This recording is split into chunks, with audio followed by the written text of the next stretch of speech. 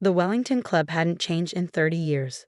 Same manicured lawns, same colonial facade, same subtle air of exclusivity that had once made me feel so small. But I wasn't the same nervous young programmer who'd first walked through these doors, clutching a membership application and daring to dream. Now I walked up those marble steps in Valentino, my heels worth more than my first year's salary at IBM. The morning headlines were still buzzing about Quantum Dynamics' latest acquisition, my fourth successful merger this year. My son's wedding would be the social event of the season. If I could get past the door. Staff entrance is around back, the doorman said without looking up. Service vehicles in the designated area only. I glanced at his nameplate. Mr. Phillips, I'm required to use the service entrance. He cut me off, finally looking up with practiced disdain. Policy hasn't changed in 50 years. I smiled. No, it hasn't. That's why Section 3, Paragraph 2 of the membership bylaws specifically prohibits staff from interrupting members without due cause. I helped write that revision 20 years ago. His eyes widened slightly, but years of professional snobbery held firm. Ma'am, I don't know what you've been told, but this is a private event. The Whitmore Chen wedding. Yes, I said pleasantly, my son Michael's wedding. I'm Linda Chen, though you might know me better as the L. Chen on your paycheck. The blood drained from his face. Ms. Chen? Mrs., I corrected. Though technically, it's Dr. Chen. The PhD came before the billions. I reached past him to open the door he should have held. Don't worry about announcing me. I know my way around. Inside, the club hummed with pre-wedding activity. Staff members who actually knew me nodded respectfully. The newer ones did double takes, their assumptions visibly recalibrating. Mom. Michael appeared, handsome in his morning suit. You're early. Good thing, I kissed his cheek. Had to give the new doorman a civics lesson. My son's face darkened. He didn't. Nothing I haven't handled before. I straightened his tie. Though you might remind your future mother-in-law that staff screening falls under her duties as club president.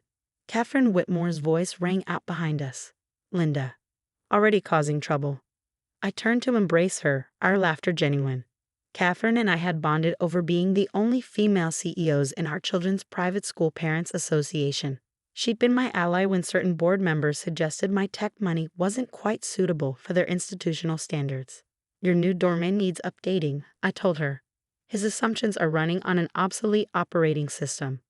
Phillips? She sighed. Third complaint this month. Though you're the first billionaire he's tried to redirect to the service entrance. First Asian billionaire, you mean. I kept my tone light, but Catherine caught the edge. I'll handle it, she promised. This club's old enough to have traditions, not old enough to have prejudices. Speaking of traditions, Michael interrupted. Amanda's asking about the tea ceremony. Are we still? Your grandmother would rise from her grave if we skipped it, I assured him. The red envelopes are already prepared, though I'm not sure how the club's old guard will handle seeing their precious ballroom transformed into a traditional Chinese ceremony space. They'll handle it the same way they handled your hostile takeover of their beloved Robinson Tech 15 years ago. Catherine grinned, with gritted teeth and forced smiles.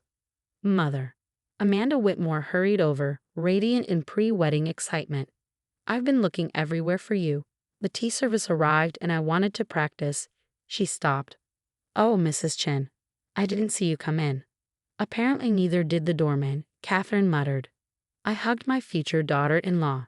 The service is beautiful, Amanda. My mother would have loved seeing her ceremonies honored like this. I just hope I don't mess it up, she worried. All those protocols. You'll do fine, I assured her. Though maybe we should practice where certain members can't have anxiety attacks over Chinese traditions infiltrating their sacred spaces. Too late, Michael nodded toward the door, where several elderly members were watching staff carry in ornate red and gold decorations. I think Mr. Harrison is having a stroke. Harrison. I raised an eyebrow. The same Harrison who tried to block my membership application because tech entrepreneurs aren't quite our sort. The very same, Catherine confirmed, though he changed his tune after your company bought out his family's manufacturing firm. Hostile takeover, I corrected sweetly. Very hostile. Very satisfying. Mom, Michael groaned. Please don't start any corporate wars at my wedding. Of course not, darling. I patted his cheek, though if Harrison wants to discuss the recent downturn in his company's stock, I let the threat hang playfully. A commotion at the entrance drew our attention. The doorman, Phillips, was arguing with someone. "Ma'am, I've told you, vendors must use the service entrance. I don't care if you claim to be. That's the coordinator I hired from Hong Kong," I sighed. "Excuse me while I prevent an international incident." "Want me to handle it?" Catherine offered. "No," I smiled, straightening my Valentino. "Some lessons are better delivered personally, especially when they involve updating outdated assumptions about Asian women in designer clothes." As I walked toward the door, I heard Amanda whisper to Michael, "Your mom is kind of scary." "Wait until you see her in the boardroom," my son replied proudly. "This is her being nice." I approached Phillips, who was still lecturing my event coordinator about proper protocols. "Mr. Phillips," I said in the voice that makes tech CEOs tremble, "I believe we need to have another discussion about Section 3, Paragraph 2, perhaps somewhere more private." The doorman turned, recognized me, and achieved a shade of pale I hadn't seen since my last hostile takeover. Sometimes the best traditions are the ones you break, preferably in Valentino. Phillips followed me to the club's private boardroom like a man walking to his execution.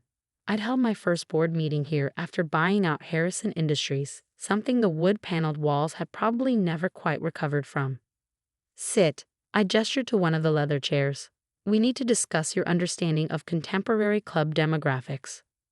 "Mrs. Chen, I assure you." "Dr. Chen." I corrected again, taking my usual seat at the head of the table. "And you were about to assure me that you're not prejudiced, that you treat everyone equally, that some of your best friends are Asian." He swallowed hard. "Here's what's actually going to happen," I continued. "You're going to apologize to Ms. Wang, my event coordinator, who, incidentally, handles royal weddings in Asia. Then you're going to spend the rest of the day making sure not a single other guest faces your assumptions." "Yes, ma'am, Dr. Chen." "And Phillips," I leaned forward, "the next time you see someone who doesn't fit your image of a Wellington Club member, remember that they might sign your paycheck." A knock interrupted us. Harrison himself stood in the doorway, his face flushed with either embarrassment or anger, probably both. "Linda," he managed through gritted teeth, "I see you're making yourself at home. As usual." "Charles," I smiled. Perfect timing. "I was just explaining to Phillips here how the club has evolved since the days when you tried to blackball my membership." Harrison's flush deepened. "Ancient history, water under the bridge." "Like your company's stock price?" I asked innocently. "I noticed it's down 30% since you rejected that merger offer." Phillips looked between us, clearly wondering if he was witnessing the prelude to a corporate execution. "You know," Harrison said tightly, "some of us built our fortunes the traditional way. Not everyone needs to resort to hostile takeovers and technological shortcuts." I laughed, actually laughed. "Traditional way? You mean inheriting daddy's company and running it into the ground? How's that working out for you?" "Now see here." "No, you see here." I stood enjoying how both men instinctively stepped back. "I built my empire from nothing. No inheritance, no old boys network, no country club connections. Just pure innovation and determination. And now my son is getting married in your precious club, which, by the way, I partially owned through that hostile takeover you're still bitter about." A new voice joined the conversation. "Is everything all right here?" Catherine stood in the doorway, every inch the club president despite her amused expression. "Just catching up with old friends," I said smoothly. Charles was reminiscing about the good old days when he could keep people like me out. "People like you." Catherine's voice sharpened. "Successful entrepreneurs, brilliant innovators, or did you mean something else, Charles?" Harrison tugged at his collar. "Catherine, surely you understand. The traditions of this club are evolving," she finished firmly. "Just like the business world, though some adapt better than others." She glanced meaningfully at Harrison's designer watch. "Last year's model, I noticed. The kind you buy when you're trying to maintain appearances on a declining income." "Phillips," Catherine continued, "I believe there are guests arriving who need proper greeting, with proper respect." The doorman fled gratefully. "And Charles," she smiled sweetly, "wasn't there something you wanted to discuss with me about extending your membership payment schedule?" Harrison's face went from red to white. "I'll come back later." After he left, Catherine turned to me. You know, when Michael and Amanda first started dating, some members questioned whether we should allow new money to merge with old traditions. And now? And now they're watching your Chinese tea ceremony preparations in terrified fascination, while their stock portfolios shrink and their children apply for jobs at tech companies. She laughed. Times change. Not fast enough for some, I said, thinking of Phillips and his assumptions. No, she agreed. But watching you take over their companies one by one has certainly accelerated the process. Ma. Michael appeared in the doorway. Amanda's parents are here, and the tea ceremony coordinator is asking for you. Duty calls, I told Catherine. Time to scandalize the old guard with some traditional Chinese customs. Give them something to really talk about, she winked. Walking through the club's hallowed halls, I passed dozens of portraits, all old white men in serious poses. Soon, my son's wedding photos would join them, showing a different kind of Wellington Club family. One where traditional Chinese ceremonies mixed with country club protocols, where old money met new innovation, and where assumptions got upgraded whether they liked it or not. Near the ballroom, I passed Harrison having an intense conversation with his financial advisor. From the snippets I caught, another company was considering a takeover bid. I made a mental note to have my team look into it.